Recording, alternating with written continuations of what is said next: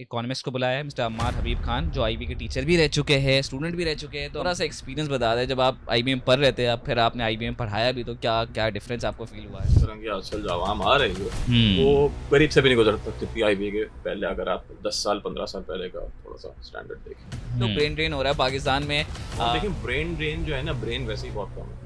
अच्छा, ये कि अब जो ट्रेंड चल रहा है पाकिस्तान में और पूरी दुनिया में चल रहा है, बॉयकॉट का ट्रेंड चल रहा है, जो मल्टीनेशनल कंपनीज पाकिस्तान में आ रही है या आईबीएम में रिक्रूटमेंट के लिए आ रही है, उनको काफ़ी बॉयकॉट कॉल्स फेस करनी पड़ रही है। इसलिए हमने कोका कोला के साथ ये जो लोग हैं जो बॉयकॉट कर रहे हैं, यही लोग पाकिस्तान को छोड़ के उन्हीं यूरोपियन और अमेरिकन कंट्रीज में जाना चाह रहे हैं। उसमें प्रोग्रेस हो गया।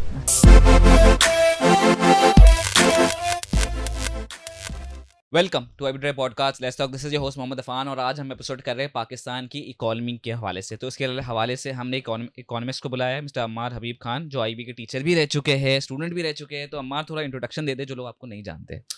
अम्मार आईबी से पढ़ा था, 2008 में हमने ग्रेजुएट करा था। अभी भी स्टिल आईबी में पढ़ा रहा हूँ मैं। बीच में investment banking, private equity, infrastructure, energy finance, बहुत सारे इधर के काम किए। मैक्रो इकोनॉमिक पॉलिसी में ग्रेजुएट डिग्री ली और बस वेयर है।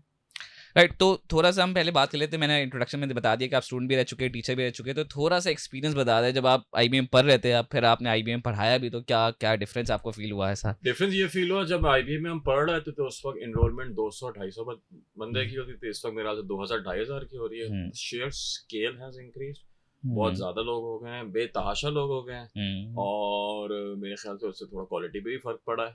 बट देन अगेन, जब ज्यादा लोग होंगे तो उसमें ऑब्वियसली परसेंटेजेस के हिसाब से देयर विल बी समथिंग। इसके अलावा ये कि it's a bit more lax right now. It's very very easy, बहुत आसान हो गया है compare to what it was back in the day. एक कह सकते हैं pot calling the kettle black, but then again it's much less competitive than it was earlier. मतलब जिस किस्म की, I mean I shouldn't say it but I will still say it regardless, कि जिस तरह की आजकल जो आवाम आ रही है वो करीब से भी नहीं गुजर सकती आईबी के पहले, अगर आप 10 साल 15 साल पहले का थोड़ा सा स्टैंडर्ड देखें। तो I would say the standard, the quality of students has gone down, but then again that also is a factor कि whether we are doing the right thing or not. हर चीज़ उनकी वो नहीं होती, ठीक है, whether we're teaching the right things or not, whether we have the right frameworks or the infrastructure to have framework या teaching methodologies, they need to evolve as well. So I think it's a game of cat and mouse. वो करना होता है, and it is up to us, it is up to faculty, it is up to the people who are actually teaching to ensure कि the student remains engaged और आप उनको knowledge impart करें। तो objective here is to impart knowledge. The methodology या जो उसके तरीक़ेकार हैं इम्पार्ट करने के, they can certainly keep on changing. नहीं, तो अब आप टीचर रह चुके थे वहाँ, तो मतलब डू यू थिंक आपने वो इनकॉर्पोरेट किया था? नहीं, मैं यही कह रहा हूँ। मैं ये करता हूँ। I am very, I don't know, जितने भी लोग हैं they can say कि what my teaching methodology is. So we just try to be as casual or as let's say more goal oriented than anything else. I think मेरा मकसद ये होता है कि यार जो बैठे हैं ना वो सीख लाएं, गेट सजेशंस कि यार you should take small classes, छोटी क्लास करा करो। और ये कि so that focus, my objective is कि यार बड़ी क्लास करो, जितने लोग सीख सकते हैं सीख लें, why not. You coming to university to learn right. अगर सीखना है तो 100 बच्चा एक साथ सीख ले, जरूरी थोड़ी है बोलूं नहीं तुम रहो ये नहीं करो। Who am I to decide कि यार ये चीज फिल्टर करनी चाहिए। So my objective is to teach और impart knowledge to as many as possible. बाकी दूसरे पार्टी के ऊपर है whether they want to do it और not, that is up to them then. तो खैर, आपने अपना आईबीए का एक्सपीरियंस बता ही दिया है, मगर let's just talk about IBA में कल्चर रहा था कि पहले जब बंदा ग्रेजुएट होता था उसको एक पर्टिकुलर कंपनी में जाना है और एक पर्टिकुलर लैंडमार्क फिगर को रीच करना है। ठीक है, शायद आपके टाइम पे होगा, मेरे टाइम पे था। अब ये कि अब जो ट्रेंड चल रहा है पाकिस्तान में और पूरी दुनिया में चल रहा है, बॉयकॉट का ट्रेंड चल रहा है, जो मल्टीनेशनल कंपनीज पाकिस्तान में आ रही है या आईबीए में रिक्रूटमेंट के लिए आ रही है, उनको काफ़ी बॉयकॉट कॉल्स फेस करनी पड़ रही है। रिसेंटली हमने कोका कोला के साथ देखा। तो मतलब व्हाट डू यू थिंक, मतलब एमएनसी वैसे ही कम है या जब ऐसा रिस्पांस होगा? I personally feel that wasn't appropriate. ठीक है, अगर आप कर लो, आई मीन वहाँ का जो भी आया हुआ है, सम एचआर मैनेजर, वो भी लोकली बंदा है, आप उसको जो बोल रहे हो कि जी बॉयकॉट करो, यार वो थोड़ी कुछ कर रहा है। Like how about you keep things in context. खैर, I mean it's a personal choice. If you don't want to work for a certain entity, sure you don't work for it, आप किसी और के लिए काम कर लो।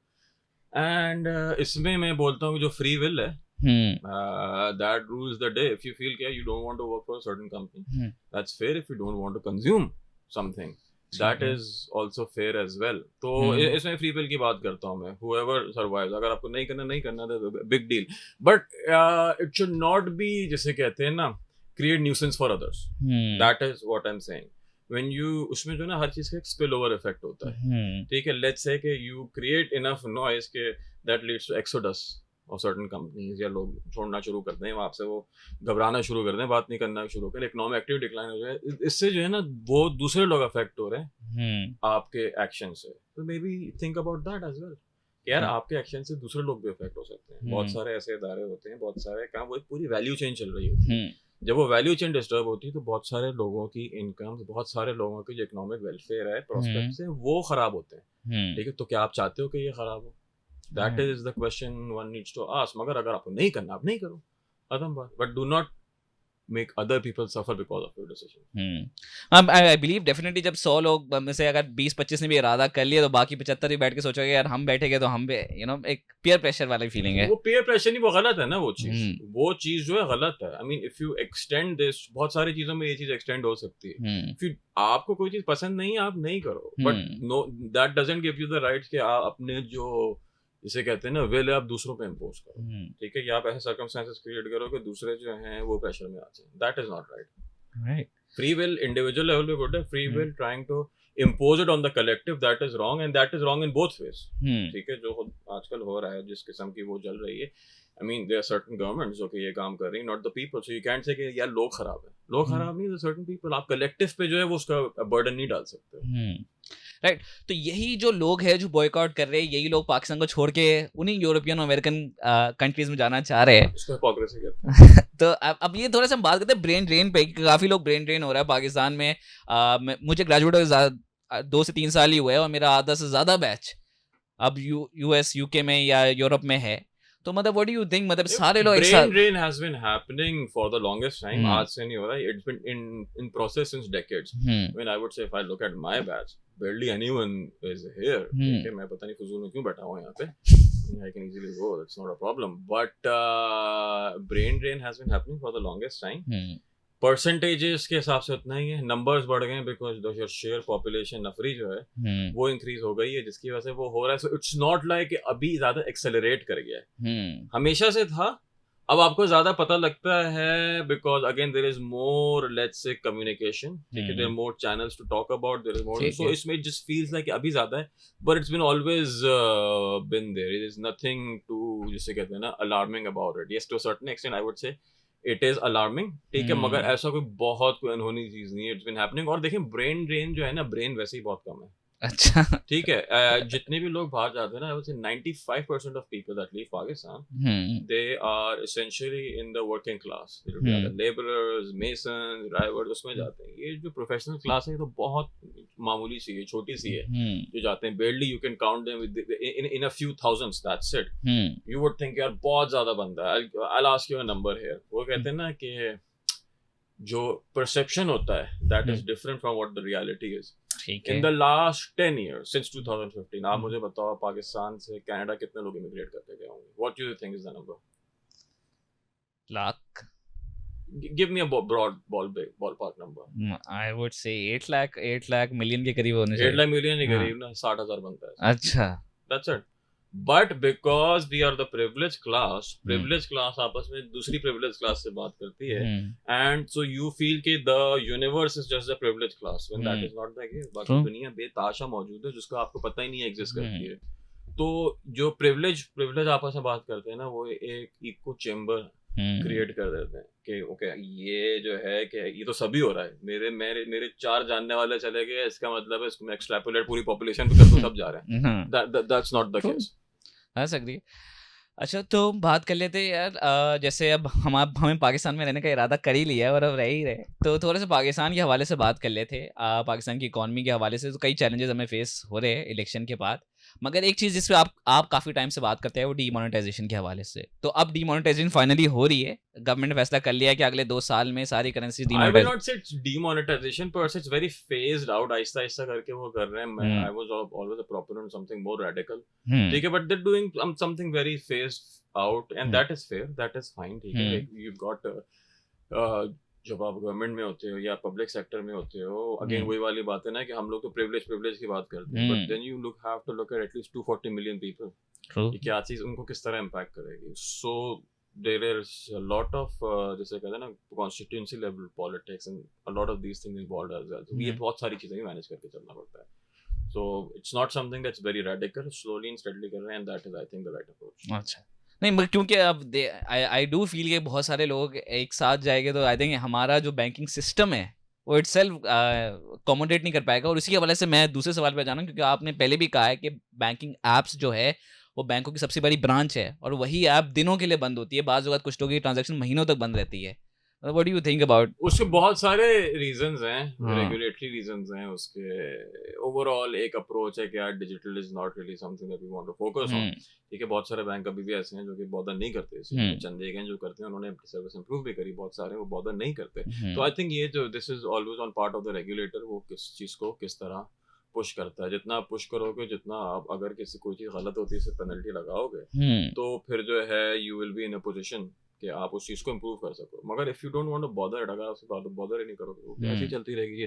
देन आता है जी कि आपको पता नहीं है कितना मुश्किल काम है. दुनिया भर में हो रहा है. Again you not the first country, you not the last country. दुनिया में भी 180 ममालिक हैं, 180 में से 100 में तो एक काम अच्छा खासा हो ही रहा होगा. ठीक है, सो दुनिया भर में ये चीज हो रही है. वी थिंक कि आवर प्रॉब्लम्स आर यूनिक, चाहे वो कोई प्रॉब्लम हो ना. Our problems are unique, our problems are not unique. हर मुल्क में दुनिया के इस टाइप के मसाइल हो चुके हैं. Through policies, through frameworks, through infrastructure वो रिजॉल्व कर चुके हैं इन चीज़ों को. आप ये नहीं कह सकते कि जी ये तो बहुत ही अनोखा मेरे साथ मसला आ गया, मैं क्या करूँ. आपके कोई अनोखे मसाइल नहीं, ये सारी चीज़ें पहले हल हो चुकी हैं.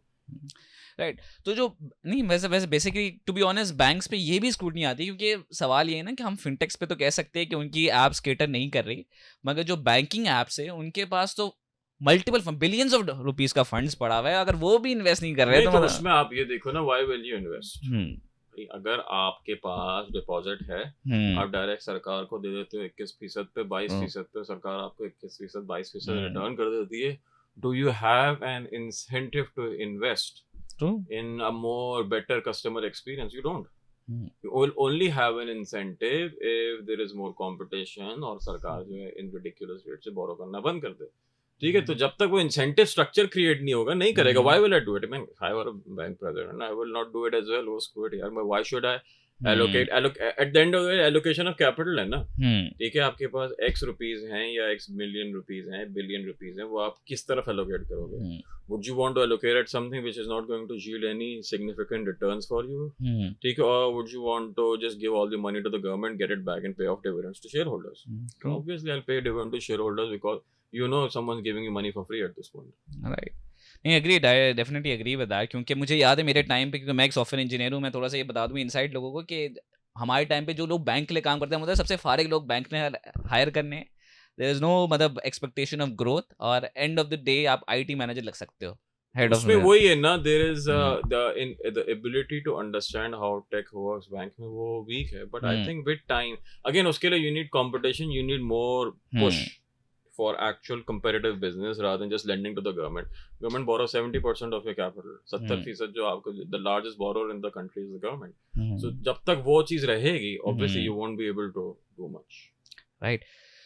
बात कर लेते हैं. आपने काफ़ी टाइम रियल एस्टेट पे काफ़ी बातें की है, रियल एस्टेट के हवाले से, रियल एस्टेट में इन्वेस्टमेंट के हवाले से. अभी आपका क्या मतलब, what do you think right now investing in real estate would be the right गो? आपको लगता है नहीं, मतलब do you think is it good for the economy in general? Why? It's not the most horrible thing you can do to an economy. अच्छा, भाई आप वैसे I disagree, but आप पहले बोले फिर मैं बोलूंगा. डिसएग्री कर लो मुझसे. आप देखो कि let's say you've got certain capital. ठीक है. You've got let's say 1 crore रुपए. ठीक है, 1 करोड़ रुपए का आप रियल एस्टेट में क्या ले सकते हो? अपार्टमेंट ले लिया. उससे कितनी नौकरी जनरेट हुई? अब आपने यही पॉइंट करा, मैं इसको थोड़ा सा पीछे चले जाता हूं. पीछे जा रहा हूं. चलो बिल्डिंग खड़ी हुई, बिल्डिंग जब खड़ी हो रही है, जब की बात है, खड़ी हो गई. हाँ, बुकिंग पे बात कर रहे हैं हम. खड़ी हो गई ना. आपने बुकिंग कराई, उसमें मजदूर इन्वॉल्व थे, स्टील इन्वॉल्व था. स्टील भी आपने उसके लिए इंपोर्ट करा. ठीक है, सीमेंट में जो कोयला इस्तेमाल होता है वो भी इंपोर्ट करा. 40 to 45% of your construction component is actually imported. ठीक है, वो खड़ा हो गया. अब क्या कर रहे हो? 2 साल लोग एम्प्लॉय हुए इसमें. 3 साल का प्रोजेक्ट था, 3 साल में नौकरियां लगी, वो खड़ा हो गया अपार्टमेंट। ठीक है, अब कितनी नौकरियां जनरेट कर? अब मैं बताता हूँ इसके बाद क्या नौकरी जनरेट होती है। अब एक घर बनाने के अंदर बहुत सारे कंपोनेंट इन्वॉल्व होते हैं। मैं हो गया ना वो सारे, नहीं 3 साल हो गए। अब घर बनने के बाद भी लोग जब रहने आते हैं ना, खाली अपार्टमेंट की बात नहीं हो रही। नहीं देखो, खाली अपार्टमेंट बात नहीं हो रही। एक तो होता है ना हाउसिंग डिमांड इम्बैलेंस, उसके लिए तो आपको कंस्ट्रक्शन ऑब्वियसली करनी है, ठीक है, उसकी तो बात ही नहीं रही। मैं जो बात कर रहा हूँ ना, as an investment, as a speculative asset की बात कर रहा हूँ। अगर आप अपार्टमेंट बाय कर रहे हो अपने लिए रहने के लिए, ठीक है, that is your primary home, that is not an investment. ठीक है, लोग उसको कंफ्यूज कर देंगे, हमने घर वाले, भाई इन्वेस्टमेंट नहीं है, इसमें रह रहे हो, that is your primary home. ठीक है, investment is something you already have a home, ठीक है, and you buy 10 more files, ठीक है, agreed, and you buy 10 more files for that. ठीक है, आप बोलते हो कि ये होगा, इसमें ये जो है चलती रहेगी, मैं फाइल घुमा दूंगा। होता है ना, ऐसा नहीं होता है, बिल्कुल होता है, होता है ना, होता यही है, नहीं कुछ हद तक होता है, होता यही है। इन अ लॉट ऑफ केसेस कितने प्रोजेक्ट ऐसे हैं व्हिच नेवर गेट कंप्लीटेड।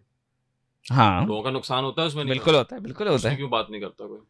नहीं, उस पे भी बात करते हैं ना, इन्वेस्टमेंट की जब बात करते हैं, रियल एस्टेट में, तो इसको मैं कहता हूं, एक चीज फाइनेंस में वर्ड इस्तेमाल करते हैं, इट्स कॉल्ड सर्वाइवरशिप बायस।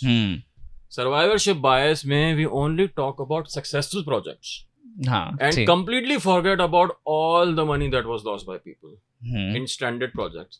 शारे फैसल पे आप हैं, अब यहाँ से आगे मेट्रोपोल की तरफ जाओगे, you will see multiple buildings which are stranded.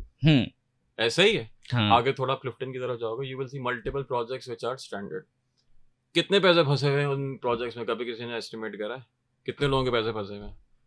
आप यहाँ से जाओगे, लेट्स से आप सुपर हाईवे की तरफ जाओगे, वहां तो एक अलग केस है। नहीं अलग केस नहीं, ये वही है ना, आप ये सर्वाइवरशिप बायस आ गई। आपने बोल दिया कि जब सडनली उन चीजों में आने लगे जहाँ पे कैपिटल लॉस हुआ, आप कह रहे हो वहां पे अलग केस है।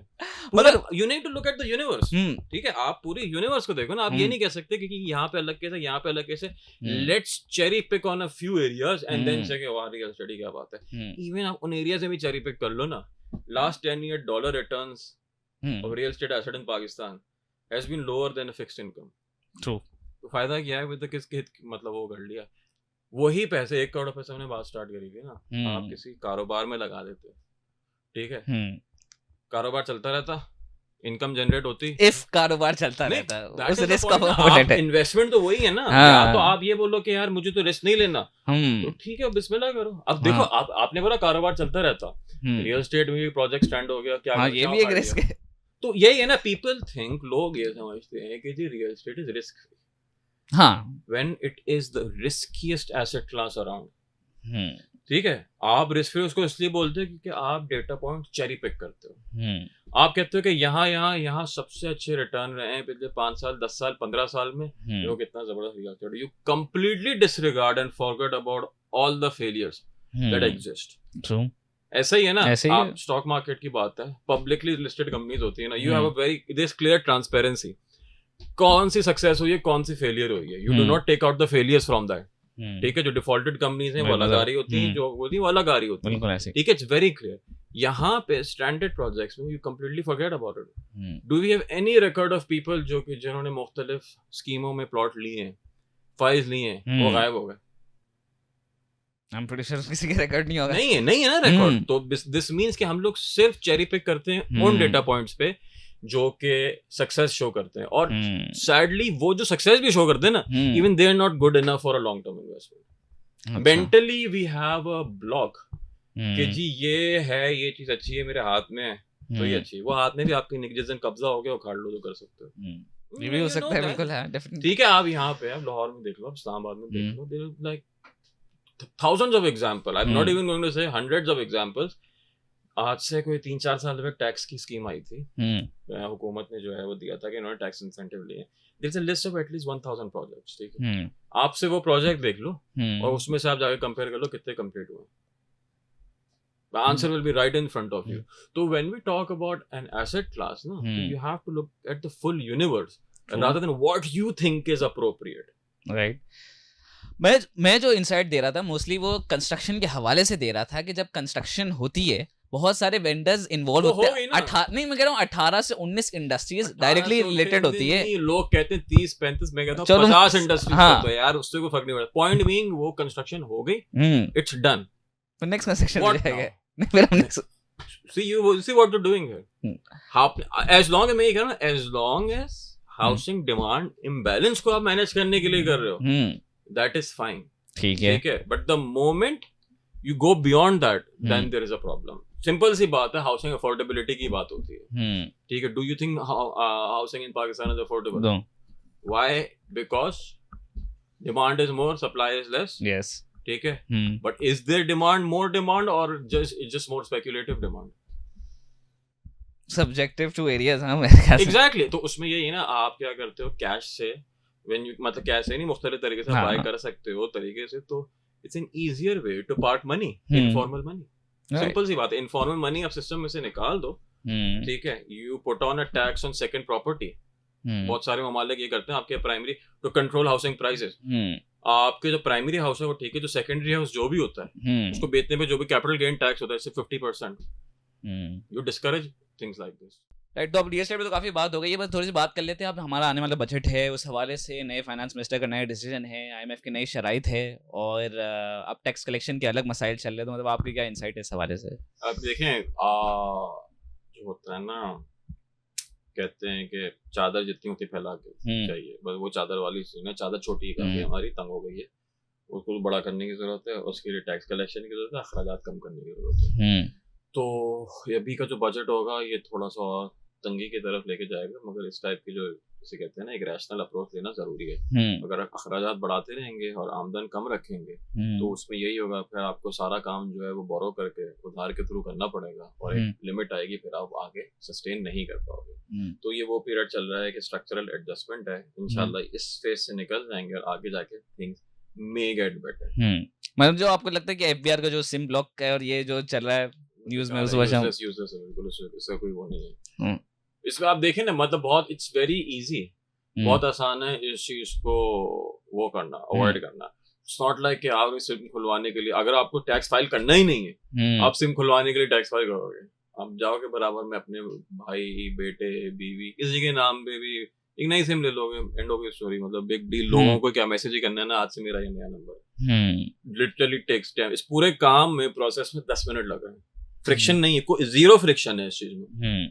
जब फ्रिक्शन ही नहीं है किसी चीज में, 10 मिनट में वो काम हो सकता है, तो this whole process is redundant now. If anything, this actually sends a negative signal outside कि यार the government can take arbitrary decisions, or telecom companies are doing the right thing by actually leaving the country. कि जब आप बीच में किसी को वो करोगे कि यार आप इंटरवीन करोगे मार्केट ऑपरेशंस में, तो ऑब्वियसली जो भी एक इन्वेस्टर काम कर रहा है बोलेगा यार I cannot work in this economy anymore. So you are actually sending a negative signal.